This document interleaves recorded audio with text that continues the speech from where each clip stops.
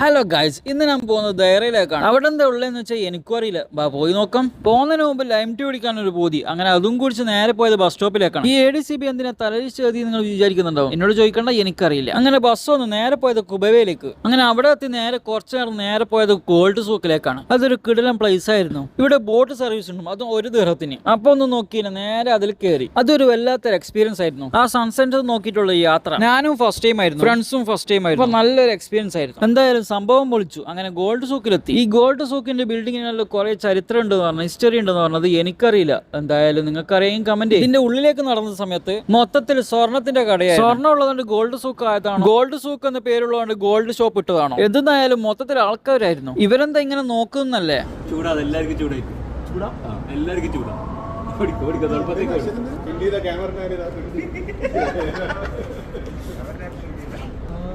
ഒരു വേർഡ് പറഞ്ഞാൽ അത് കണ്ടുപിടിക്കാനാണ് ഇപ്പൊ നിങ്ങൾ കണ്ടത്.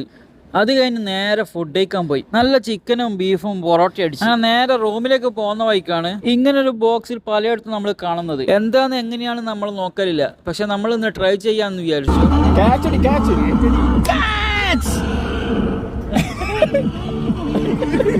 അങ്ങനെ ഇന്നത്തെ ഒരു ദിവസം ഫുൾ കളറായി. അങ്ങനെ അടുത്തൊരു കിടക്കാച്ചി ഇവിടെ ഓക്കെ, ബൈ.